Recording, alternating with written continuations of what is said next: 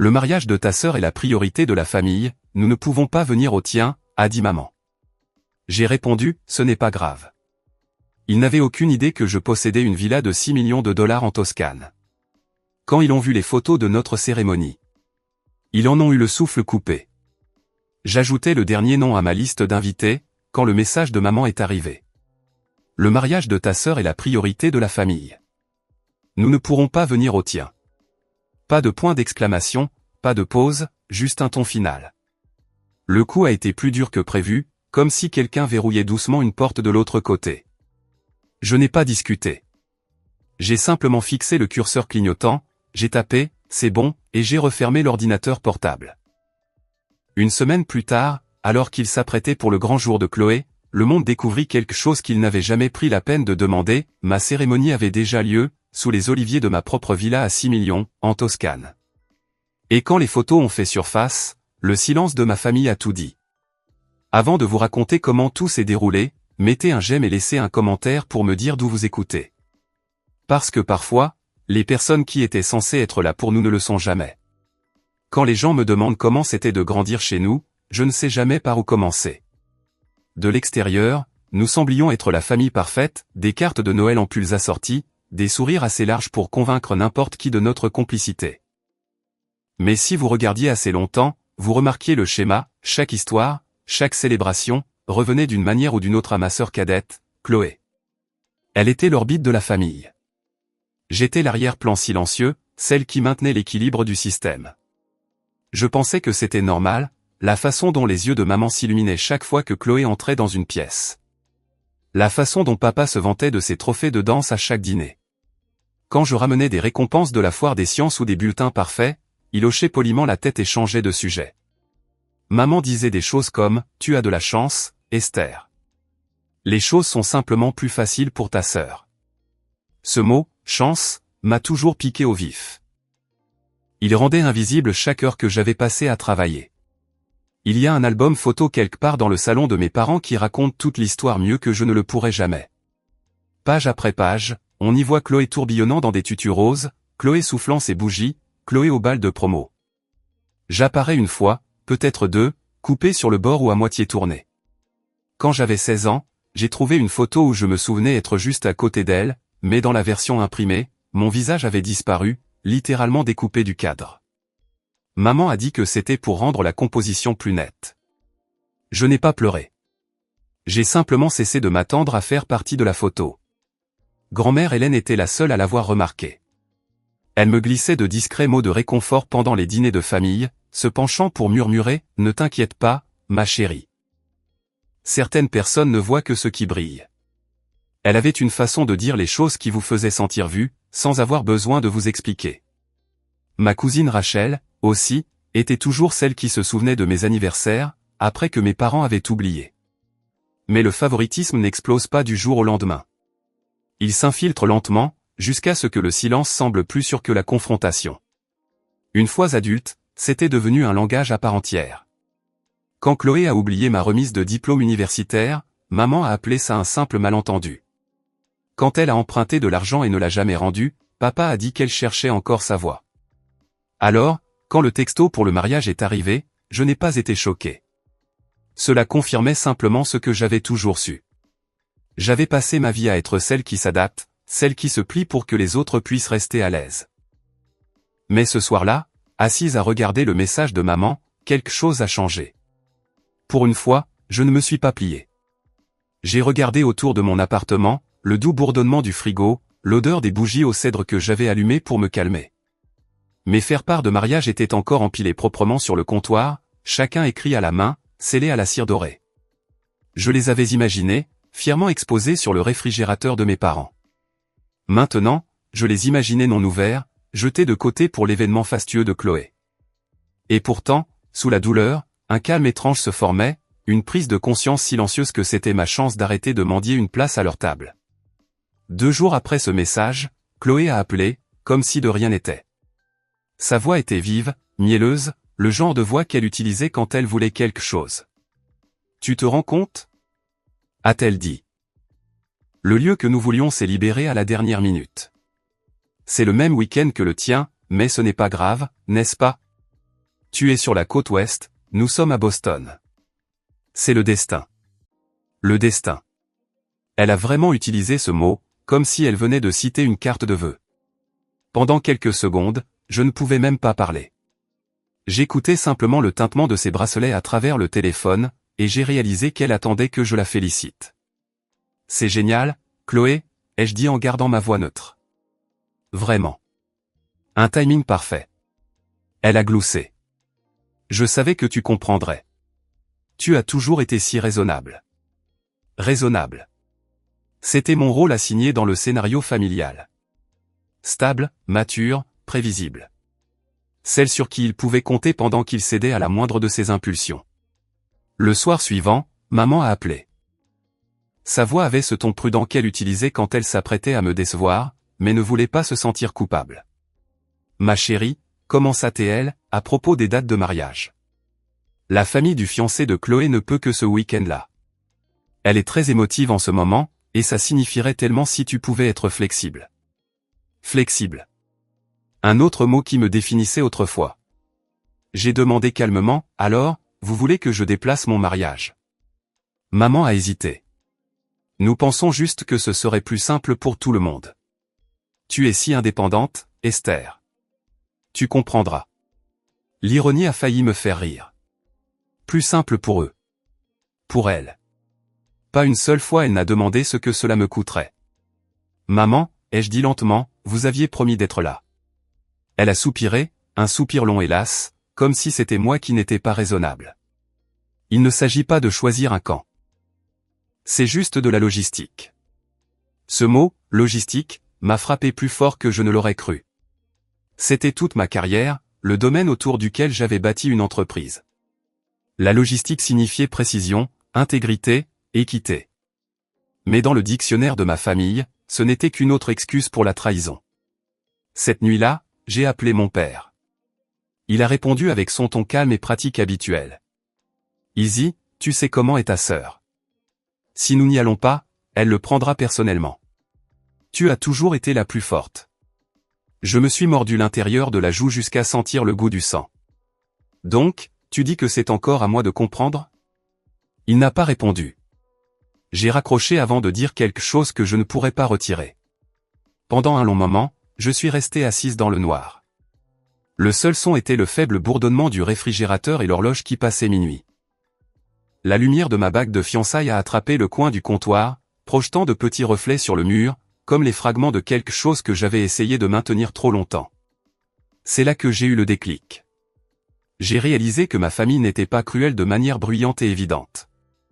Leur arme était l'omission, me laissant hors des photos, hors des conversations, hors des listes de priorités. On m'avait appris à interpréter le silence comme de l'amour. Pas cette fois. J'ai fermé mon ordinateur portable, ouvert mes favoris de voyage, et cliqué sur une annonce que j'avais sauvegardée il y a des mois. Une villa en pierre en Toscane, entourée d'oliveraies. Les photos brillaient comme un rêve, une lumière dorée sur des murs en terre cuite. S'il ne venait pas pour moi, je construirais quelque chose qu'il ne pourrait jamais ignorer. Le lendemain matin, j'ai réservé un vol pour l'Italie. Pas d'annonce, pas de discussion de groupe familial, pas d'adieu dramatique, juste une seule décision prise en silence. Quand l'avion est descendu sur les collines de la Toscane, la lumière était différente, plus douce, presque indulgente. J'ai loué une petite voiture et j'ai conduit sur des routes sinueuses bordées de cyprès, jusqu'à la villa que je n'avais vue qu'en photo. Elle était plus vieille que je ne l'avais imaginé. Des murs de pierre couleur de miel, des volets en bois craquelés par le temps, des oliviers s'étendant au-delà de l'horizon.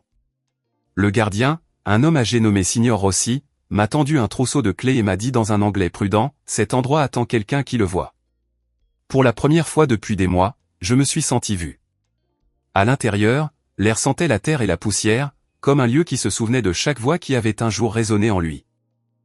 En marchant de pièce en pièce, j'ai réalisé que ce n'était pas seulement une maison. C'était une toile vierge, une chance de reconstruire mon histoire sans que personne ne me coupe au montage. Au cours des semaines suivantes, je me suis consacré à sa restauration. J'ai engagé des artisans locaux qui traitaient chaque poutre et chaque brique comme si elles étaient sacrées. Le son des marteaux et des rires se mêlait au chant des cigales. Chaque soir, je m'asseyais sur la terrasse avec un carnet, dessinant la cour pour le mariage. Une longue table en pierre sous une canopée de vigne, des guirlandes de lanternes au-dessus. Pas de table d'honneur, pas de hiérarchie de placement, juste une place pour tous ceux qui choisiraient d'être là. Les habitants ont commencé à m'appeler la Signora del Silenzio, la dame silencieuse. J'aimais ça. Mon silence n'était plus une faiblesse. C'était une stratégie. Quand j'ai appelé mon fiancé pour lui expliquer mon plan, il n'a pas posé de questions. Il a simplement dit, si c'est à ça que ressemble la paix pour toi, je suis partant. Et pour la première fois de ma vie, j'ai cru que quelqu'un le pensait vraiment. Une semaine plus tard, j'ai commencé à envoyer de nouvelles invitations. Pas le genre doré et gaufré que j'avais envoyé auparavant, mais de simples enveloppes crème avec des feuilles d'olivier pressées à l'intérieur. Manuscrites, personnelles, sincères. La première est partie pour Rachel, ma cousine, qui n'avait jamais oublié mon anniversaire. Puis pour grand-mère Hélène, qui avait toujours vu clair dans les illusions de la famille. Et une par une, les réponses ont commencé à arriver. Rachel m'a appelé la première. Nous avons entendu ce qui s'est passé. Tante Judy a dit à tout le monde que le mariage de Chloé était l'événement principal. Nous en avons fini de faire semblant. Envoie-nous les détails. Nous serons là. Sa voix s'est brisée à mi-chemin. Pas par pitié, mais par loyauté. À la fin de la semaine, les vols étaient réservés. Grand-mère m'a envoyé un message, j'ai manqué assez de véritable amour dans ma vie. Je serai en Toscane, ma chère. Le groupe de discussion qu'ils ont créé s'appelait la vraie table familiale. Des photos de passeports, de valises et des émojis rires remplissaient mon téléphone. Pour la première fois, je ne me sentais pas abandonné. Je me sentais choisi. Et quelque part entre les oliviers et l'odeur du plâtre frais, j'ai réalisé que ce n'était pas une vengeance. C'était une révélation. Le matin des deux mariages est arrivé sous le même soleil, deux mondes se déroulant à des milliers de kilomètres l'un de l'autre. À Boston, l'air était lourd d'humidité et de nervosité. La salle de bal de l'hôtel scintillait sous les lustres, mais il y avait un malaise que même le fleuriste ne pouvait cacher. La moitié des chaises près de l'avant étaient vides. Maman se tenait près de l'entrée dans sa robe lavande, souriant trop largement, prétendant ne pas remarquer combien de visages familiers manquaient. Papa vérifiait sa montre, puis son téléphone, puis à nouveau la porte. Peut-être que les vols ont été retardés, murmura maman, la voix cassante. Mais personne d'autre ne venait. À l'intérieur, Chloé ajustait son voile pour la 5e fois. Ces demoiselles d'honneur tournaient autour d'elle, chuchotant « Où est grand-mère ?» Elle ne s'asseyait pas toujours au premier rang. Le sourire de Chloé vacilla. Elle doit être en retard, dit-elle, mais sa voix se brisa. Le photographe se déplaçait maladroitement, repositionnant les invités pour que la salle paraisse plus pleine. Peut-être devrions-nous avancer tout le monde, suggéra-t-il doucement. Bien sûr, dit Chloé, forçant un rire, mais sa main tremblait en serrant son bouquet. Pendant ce temps, de l'autre côté de l'océan, la même lumière du soleil se déversait sur les collines ondulantes de la Toscane, se reflétant sur les feuilles d'olivier argentées. La villa brillait comme un tableau, ses murs de pierre enveloppés de vignes, des lanternes se balançant dans la brise. La longue table était dressée sous la canopée de raisins, garnie de bougies, de fleurs sauvages et d'assiettes en argile fabriquées par des artisans locaux. Les enfants de Rachel se poursuivaient entre les arbres. Ellie grattait sa guitare, testant doucement les accords d'une chanson d'amour. Grand-mère Hélène était assise au premier rang, tenant une petite branche d'olivier qu'elle avait cueillie ce matin, un symbole de paix, avait-elle dit. Je me tenais à l'intérieur, regardant par la porte ouverte. Ma robe de mariée n'était ni grandiose ni scintillante, juste de la soie, simple et douce, captant la lumière de l'après-midi. Lucia, la chef locale devenue une amie, a épinglé un brin de feuilles d'olivier dans mes cheveux et a murmuré, pour la bonne fortune et pour la vérité. Quand je suis sorti, la brise a soulevé le voile de mes épaules. Les invités se sont tournés, leurs visages rayonnant dans la lumière dorée. Grand-mère s'est levée la première, les yeux brillants. La voilà, dit-elle doucement, et pour la première fois, je l'ai cru. Il n'y avait pas d'orchestre, pas de chorégraphie, juste la guitare d'Ellie, le bruissement des vignes, et le son des gens qui avaient choisi d'être là. En descendant l'allée, j'ai pensé à chaque chaise vide qui avait autrefois représenté une absence, anniversaire, remise de diplômes oubliés, silence non comblé pris pour de la paix. Mais ici, chaque siège était occupé. Chaque regard rencontrait le mien, sans faillir. L'officiante, une amie locale de Lucia, parlait dans un anglais mélodieux. L'amour ne se mesure pas au nombre d'invités, mais à ceux qui se présentent. Ces mots ont résonné profondément en moi. Quand ce fut mon tour de parler, je n'ai pas lu de papier. Mes vœux sont sortis comme un souffle. À ceux qui sont là, ai-je commencé, la voix stable. Cet amour est pour vous. Pour ceux qui ont cru en moi avant même que je prouve que j'étais assez. Pour ceux qui sont restés quand ce n'était pas pratique. Rachel a essuyé ses larmes. Grand-mère a hoché lentement la tête, murmurant « C'est ma fille ». Quand la cérémonie s'est terminée, les applaudissements se sont élevés, non pas forts, mais chaleureux, humains, vivants. La cour s'est remplie de rires et de l'odeur de beurre de truffe et de romarin. Les portes de la cuisine de Lucia se sont ouvertes, laissant passer des plateaux de pâtes faites à la main et de légumes rôtis. Les lanternes au-dessus de nous se sont allumées alors que le ciel virait au violet. Ce n'était pas parfait. C'était réel. Au milieu du dîner, Rachel m'a montré son téléphone. Ils en parlent déjà, dit-elle en riant à moitié.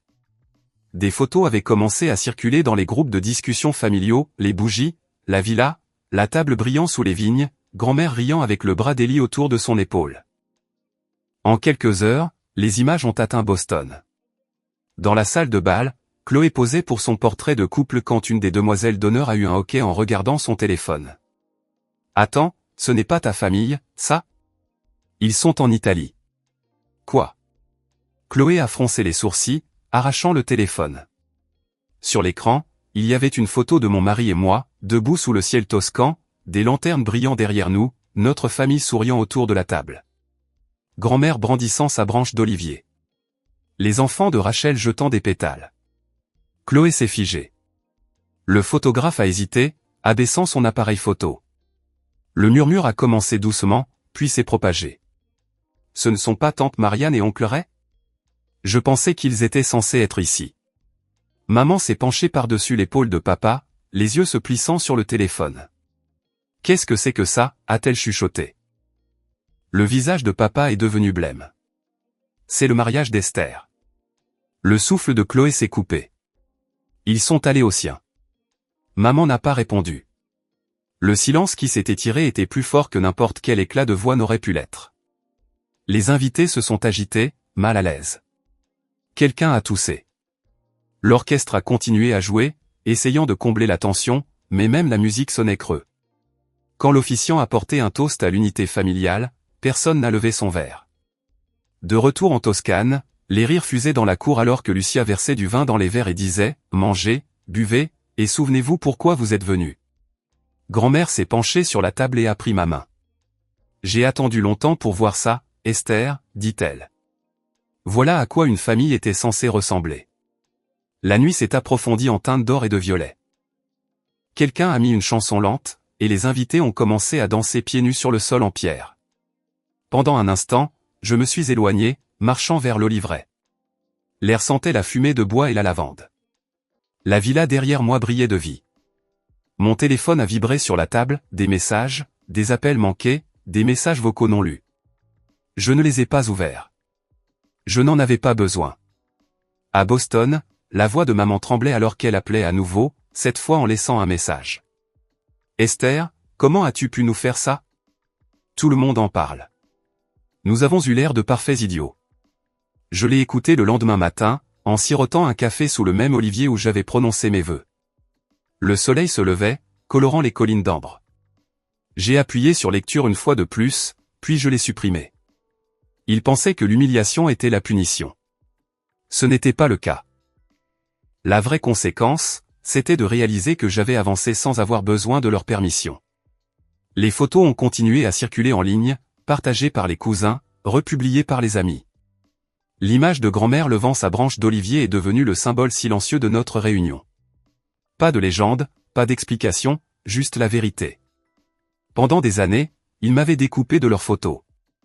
Cette fois, je n'ai pas eu besoin de me battre pour avoir une place dans les leurs. J'avais construit mon propre cadre, et je l'avais rempli de lumière. La semaine après les mariages, la Toscane est redevenue silencieuse. Les lanternes ont été enlevées. Les rires se sont estompés dans la mémoire, mais l'air portait encore la chaleur de ce que nous avions construit. La longue table était maintenant vide, parsemée de pétales séchés et de taches de vin, preuve que quelque chose de réel s'était produit là. Un matin, alors que je rangeais les dernières décorations, mon téléphone a sonné. Maman. Un instant, j'ai failli laisser le répondeur, mais quelque chose en moi a dit « Réponds ». Pas pour eux, pour toi. Sa voix était tremblante, sur la défensive. Esther, as-tu la moindre idée de la honte que nous avons ressentie? Tout le monde au mariage de Chloé parlait de ton petit événement en Italie. Tu nous as fait passer pour des gens sans cœur. J'ai pris une lente inspiration, regardant la lumière du soleil ramper sur le sol. Je ne vous ai fait passer pour rien du tout, maman, ai-je dit d'un ton égal. J'ai juste donné aux gens une chance de voir la vérité. Il y eut un silence sur la ligne, puis un soupir tremblant. Tu as toujours été si froide. Nous essayons juste de maintenir la paix. Avant que je puisse répondre, une autre voix s'est fait entendre, celle de grand-mère. Judy, ça suffit, dit-elle, ferme mais calme. Tu as passé des années à demander à cette fille de se faire toute petite pour votre confort. Maintenant qu'elle se tient enfin droite, tu appelles ça de la cruauté. Non, ma chère, ça, c'est la liberté. Maman n'a plus rien dit après ça. L'appel s'est terminé doucement, comme une porte qui se ferme sans claquer. Je suis sorti dehors, les oliviers se balançant doucement dans la brise. Lucia est sortie de la cuisine, s'essuyant les mains sur son tablier. Tout va bien? J'ai souri faiblement. Mieux que bien. C'est enfin calme, de la bonne manière. Elle a regardé vers la longue table et a dit doucement, alors mangez, signora. Vous avez mérité la paix. Ce soir-là, j'ai dressé une dernière assiette au bout de la table, à la place qui avait toujours été vide. J'ai noué un petit ruban vert olive autour de la chaise et j'ai murmuré, pour la fille qui attendait autrefois d'être choisie. Le vent a soufflé à travers les vignes comme un doux soupir, et pour la première fois, je ne me suis pas senti oublié. Je me suis senti libre. Plus tard, alors que le soleil disparaissait derrière les collines, j'ai versé un verre de vin et j'ai pensé aux paroles de grand-mère. L'amour, ce n'est pas de la gestion, c'est être présent. Elle avait raison. Vous n'avez pas besoin de vous battre pour une place à la table de quelqu'un d'autre. Construisez la vôtre, et les bonnes personnes trouveront leur chemin jusqu'à elle.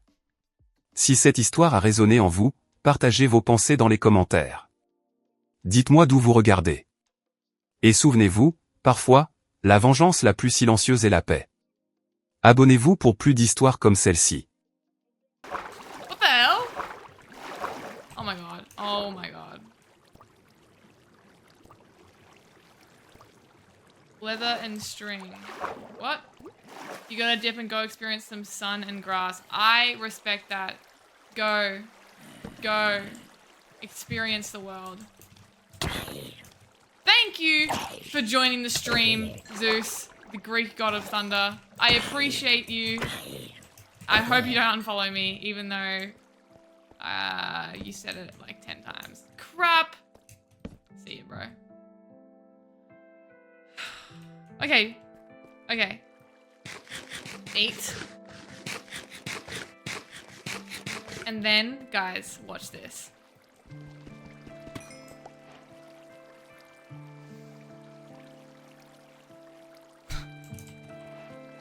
I did it. Woo!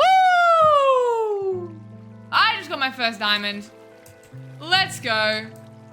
Oh my god, oh my god, oh my god, oh my god, oh my god, oh my god. Woohoo! Water slide.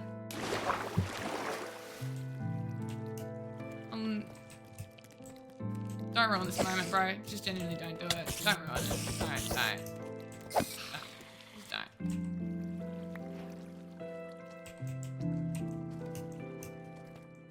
Any more diamonds?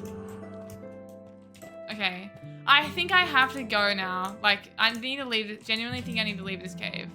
Unless there's some more cheeky diamonds. Just looking around. Okay. So that's nothing. I don't want to go down there just yet. Oh wait, Bazzy, you have to go? I didn't even see that. Bazzy, no, wait, I didn't even see that you had to go too. No, Bazzy, no! I didn't get to say goodbye. Oh crap. Bye, Bazzy. It was good to see you, bro. I hope you have fun on Fortnite. Playing Overwatch Tracer. I want to be Tracer.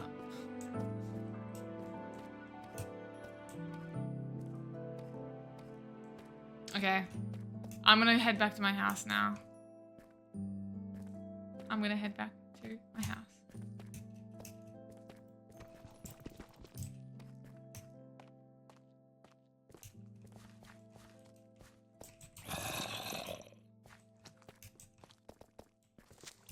You don't even scare me.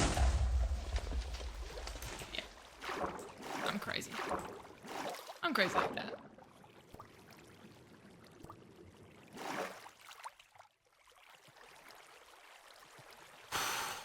Oh my god, I genuinely feel so proud of myself. Okay, wait, this is getting a little bit hectic. Like, I honestly thought it would take me so long to get diamonds, and I just did it. Right after I got full iron armor. Like, this is proof anything is possible. Put your mind to it.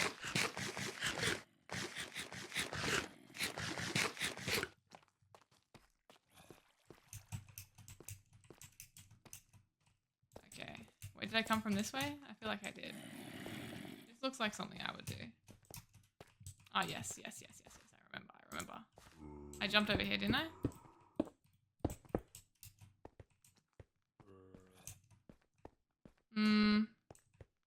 Wait. No, this is the worst part. Like, I feel like I'm lost. Not cool. Not cool, bro. Not cool.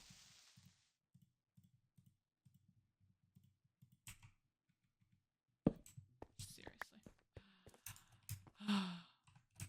Okay, wait. Where did I... Damn! Okay. Oh, here. Oh no, this is my little hidey hole. Oh my god. Oh. I came from in the wall. Why am I not even, like, evening right now? Wasn't it up here? No.